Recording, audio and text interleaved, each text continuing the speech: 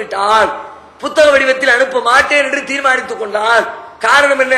புத்தக வடிவத்தில் அனுப்பப்பட்டாலும் அதற்கு பிறகும் இவர்கள் குறை கூறிக்கொண்டுதான் திரிவார்கள், அதுக்காக நாம் அனுப்பல என்று அல்லாஹ் சொல்றான். அது மட்டும் இல்ல, புத்தக வடிவத்தில் அனுப்பாம இருக்கிறதுக்கு இன்னொரு காரணத்தை விளக்கலாம். இன்னொரு காரணம் என்ன? ஏற்கனவே நாம சொன்னோம். 29வது அத்தியாயம் 48வது வசனத்துல சொல்லி காட்டலாம்.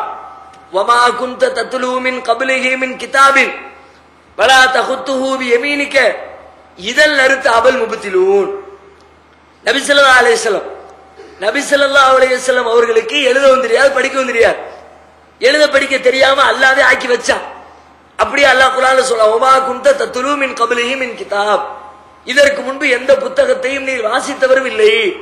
வலா தஹுத்துஹு பியமீனிக, உமது வழக்கரத்தால் நீர் எழுதியவரும் இல்லை. இதல் அறுத்த அபல் முபத்திலூன், ஒருவேளை நீர் எழுத படிக்க தெரிந்திருந்தால் அப்பொழுது அவர்கள் சந்தேகப்பட்டிருப்பார்கள், இவராக எழுதி கொண்டு வந்திருப்பாரோ என்ற சந்தேகம் வந்திருக்கும். அந்த சந்தேகம் வராமல் இருப்பதற்காக நபிகள் நாயகத்தையும் எழுத படிக்க தெரியாம ஆக்கி நபி அவர்களுக்கு வரவழங்கப்பட்ட புத்தகத்தையும் வேதத்தையும் புத்தக வடிவம் இல்லாமல் ஓசை வடிவத்திலே ஒளி வடிவத்திலே உலகத்திற்கு வழங்கியதாக திருமறை குர்ஆனிலே அல்லாஹ் ரப்பல் ஆலமீன் சொல்லி தரான். இப்படி போய்கிட்டு இருக்குது.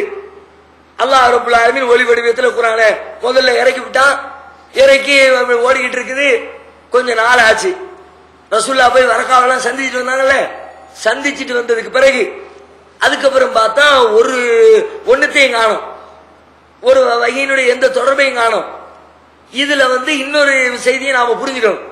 புரிந்து கொள்ள வேண்டிய இன்னொரு அடிஷனலா தகவல் என்னன்னா, நபி ஸல்லல்லாஹு அலைஹி வஸல்லம் அவங்களுக்கு ஒளி வடிவத்தில் அல்லாஹ் குர்ஆனை இறக்கும் பொழுது அதை நமக்கு எடுத்து சொல்றாங்கல்ல, நமக்கு எடுத்து சொல்லும் போது எதையாவது ஒண்ணு ரசூல் ஸல்லல்லாஹு அலைஹி வஸல்லம் தவறா மறதியா விட்டுட்டாங்கன்னா, ஏன்னா ஒருக்கு சொல்றாரு, சொன்ன உடனே கேட்கிறாங்க, கேட்டுட்டு உலகத்து சொல்றாங்க, நாம அது மாதிரி ஒரு செய்தியை படிச்சுட்டு சொல்லணும்னு வச்சுக்குவோம். எப்படி சொல்லணும்? திரும்ப திரும்ப உரு போட்டா தான் கரெக்டா சொல்ல முடியும். ஒரு வார்த்தையை ஒரு 2 வரி இருக்குது, ஒரு 5 வரி இருக்குது, ஒரு 10 வரி இருக்குது, ஒரு 10 வரி கொண்ட ஒரு செய்தியை உலகத்துக்கு மற்றவங்களுக்கு சொல்ல நினைத்தால் அதை திரும்ப திரும்ப படித்து பார்த்து மனநமிட்டதுக்கு பிறகுதான் சொல்ல முடியும். சில நிகழ்ச்சிகள் கூட தொலைக்காட்சி நடத்துறாங்க, ஒரே 2 வார்த்தை கொடுக்குறாங்க, ஒரு வார்த்தை 2 வார்த்தை, 2 பழமொழி மாதிரியான வடிவத்தில் இருக்கிற 2 வார்த்தையை சொல்லி இந்த வார்த்தையை திரும்ப திரும்ப சொல்லுங்க. இந்த வார்த்தையை ஒரு 2 தடவை படிக்கிறாங்க, படிச்சு பார்த்துட்டு மூடி வச்சுப்படி சொல்ல சொன்னா பல பேருக்கு வரமாட்டேங்குது, திரும்ப மாத்தி மாத்தி உணர்றாங்க. இதனால அதை படிச்சு அவங்க மனப்பாடம் பண்ணல. திரும்ப திரும்ப ஒரு தடவைக்கு 2 தடவை 3 தடவை 4 தடவை 5 தடவை எந்த விஷயத்தை பல தடவைகள் நமது உள்ளத்திலே உரு போட்டோமோ அந்த விஷயத்தை தான் வார்த்தைகள் பிசகாமல், தவறிழைக்காமல், வார்த்தைகள் கூடுதல் குறைவில்லாமல், எதையும் மறந்து விடாமல் அதைத்தான் நம்ம உலகத்துக்கு சொல்லுவோம். இப்ப ரசூல் ஸல்லல்லாஹு அலைஹி வஸல்லம் அப்படி வாய்ப்பு கிடைச்சதா? 10 தடவை மனப்பாடம் பண்ற அளவுக்கு ஜிப்ரீல் சொல்லிக்கிட்டு இருப்பாரா? 20 தடவை நின்னு அவங்க மனப்பாடம் பண்ற வரைக்கும் உட்கார்ந்துகிட்டே சொல்லிக்கிட்டே கொடுத்துக்கிட்டே இருப்பாருன்னா சொல்ல மாட்டார், சொல்லுவாரு போயிருவாரு. அப்ப ரசூலுல்லாஹ் மறந்திருக்க வாய்ப்பு இருக்குதோ என்று ஒரு கேள்வி வருகிறது. கேள்வி நியாயமான கேள்விதான். சாதாரணமா சொல்லப்பட்டா எந்த மனுஷனா இருந்தாலும் மறக்கத்தான் செய்வாங்க. ஆனால் நபிகள் நாயகம் ஸல்லல்லாஹு அலைஹி வஸல்லம் அவர்கள் இறைவனுடைய இந்த தூது செய்தியை கேட்டு வாங்குகிற பொழுது உலகத்திற்கு சொல்கிற நேரத்தில் எதையும் மறந்துவிடக் கூடாது என்பதற்காக உலகத்தில் இருக்கிற மற்ற மனிதர்களை எல்லாம் விட வித்தியாசமாக ஒரு செட்டப்பை நபிகள் நாயகத்துக்கு அல்லாஹ் செய்யலாம். நபிகள் நாயகத்துக்கு ஒரு புரோகிராம மாத்திரலாம். ஒவ்வொரு மனிதனுக்கும் ஒவ்வொரு விலங்குக்கும் புரோகிராம் வித்தியாசப்படுத்தலாம்ல. பூமிக்கு அதுக்கு ஒரு தனியா புரோகிராம் பண்ணி வச்சிருக்கான், மனிதனுக்கு அதுக்கு ஒரு புரோகிராம், கழுத குதிரைக்கு அதுக்கு ஒரு புரோகிராம். அது மாதிரி நபிகள் நாயகம் ஸல்லல்லாஹு அலைஹி வஸல்லம் அவர்களுக்கு இந்த குர்ஆனை ரிசீவ் பண்ணி மறந்துடாம, கொஞ்சம் கூட வார்த்தை கூடாம குறையாம, வாங்கின அடிப்படையில சொன்னதை முழுசா அப்படியே திரும்ப சொல்வதற்காக வேண்டி நபிகள் நாயகத்திலே அவர்களுடைய உள்ளத்திலே அவர்களுடைய மூளையிலே அல்லாஹ் ஒரு தனியான புரோகிராமை, ஒரு செட்டிங்கை ஏற்படுத்துகிறான். எப்படிப்பட்ட புரோகிராம்? இன்னைக்கு கம்ப்யூட்டர்ல புரோகிராம் பண்றாங்க, கேசட்டுகள்ல புரோகிராம் பண்றாங்க, செல்போன்ல புரோகிராம் பண்றாங்க. இந்த புரோகிராம்ல என்ன வேலையை செய்யுது? அது உள்ளுக்குள்ள நம்ம என்னத்தையாவது பேசணும்னா கொஞ்சம் கூட வித்தியாசம் இல்லாம ரிப்ளை பண்ணு. கம்ப்யூட்டர் ஆன் பண்ணி வச்சுட்டு ரெக்கார்டரை போட்டு விட்டுட்டு நாம ஒரு 10 நிமிஷம் பேசுறோம், 10 நிமிஷத்துல என்னெல்லாம் பேசணுமோ ஒண்ணு கூட மிஸ் ஆகாம அப்படியே ரிட்டர்ன் வரும்.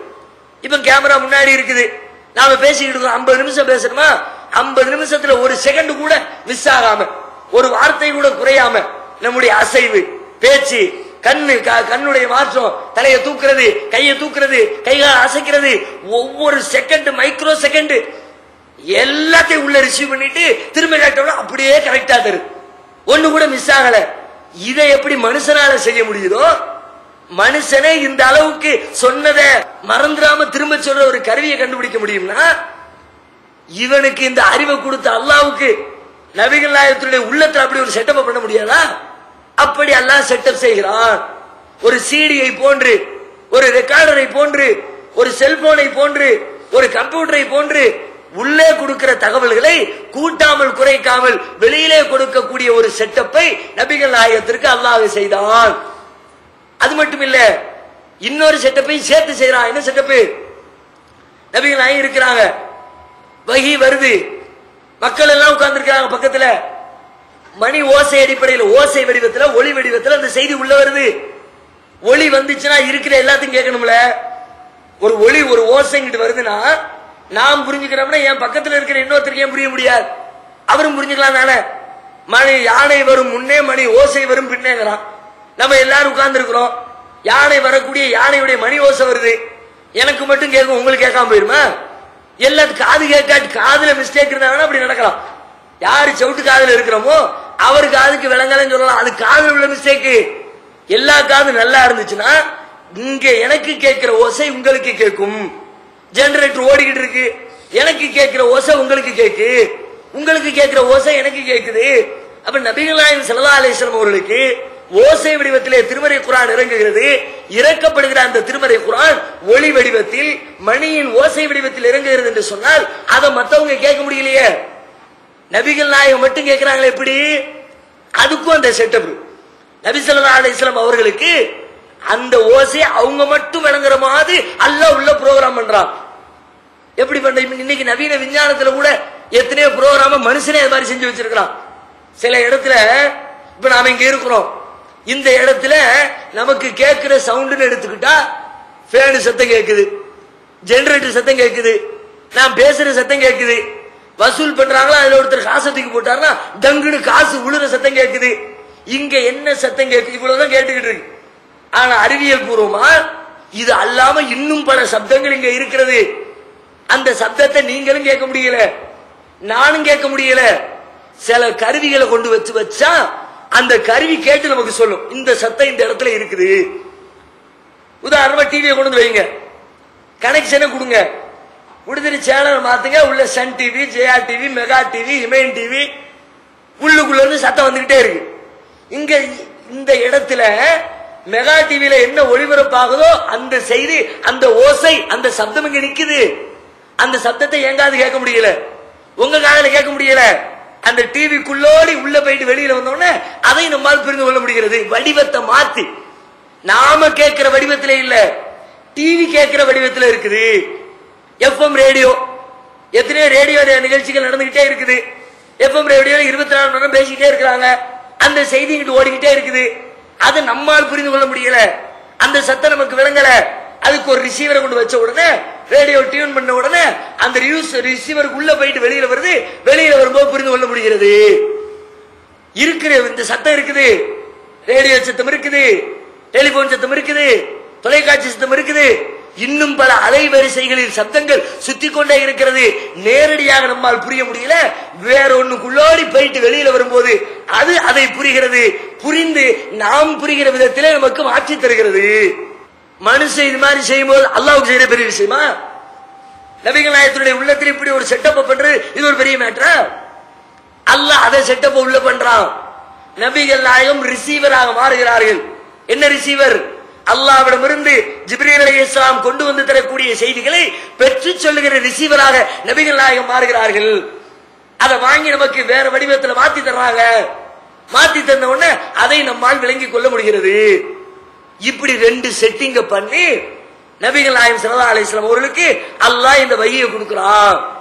அதை ரசூல் ஸல்லல்லாஹு அலைஹி வஸல்லம் வாங்கி வாங்கி வாங்கி வாங்கி இந்த உலகத்திற்கு கொஞ்சம் கொஞ்சமாக விலைக்கு தந்து கொண்டே இருக்கிறார்கள். குர்ஆன்ல பல்வேறு வசனத்துல அல்லாஹ் இந்த செய்திகளை, இதுல இருக்கிற உண்மைகளை அல்லாஹ் விளக்குறான். இந்த செட்டிங்க பண்ணிவிட்டான், ஆனா ரசூலுல்லாவுக்கு இந்த செட்டிங் பண்ணது தெரியல. நமக்குள்ள என்ன செட்டிங் நடந்திருக்கு ரசூலுல்லாஹ்க்கு தெரியல. கேட்டதை மறக்காம இருக்கிற செட்டிங் நடந்திருக்குது தெரியல. எப்படி நபியானது தெரியலையோ, நபி ஆயிட்டாங்க, அல்லாஹ்வுடைய வஹி வந்துருச்சு, வந்ததுக்கு பிறகு அந்த செய்தியை புரிஞ்சுக்க முடிஞ்சுதா? தெரியல. நம்ம நபி ஆயிட்டு என்னமோ ஆயிட்டு வந்து எனக்கு என்னமோ ஆயிருமோன்னு பயப்படுறேன். கதீஜா ரலியல்லாஹு அன்ஹா போய் சொன்னாங்கல்ல, எனக்கு எதுவும் ஆயிருமோன்னு நான் பயப்படுறேன்னு. நபி ஆயிட்டாங்க, ஆனது தெரியல. அல்லாஹ் உள்ளுக்குள்ள ப்ரோகிராம பண்ணி எதையும் மறக்க முடியாத அளவுக்கு செட்டிங் பண்ணி விட்டா, அந்த செட்டிங் பண்ண ரசூலுல்லாஹ்க்கு தெரியல. தெரியாம என்ன பண்றாங்க? ஆஹா, நமக்கு செய்தி வருது, உலகத்துக்கு சொல்ல வேண்டிய செய்தி, நாம மறந்து விட்டோம்னா கஷ்டமா போயிருமேன்ட்டு செய்தி உள்ளுக்குள்ள வர்ற நேரத்துல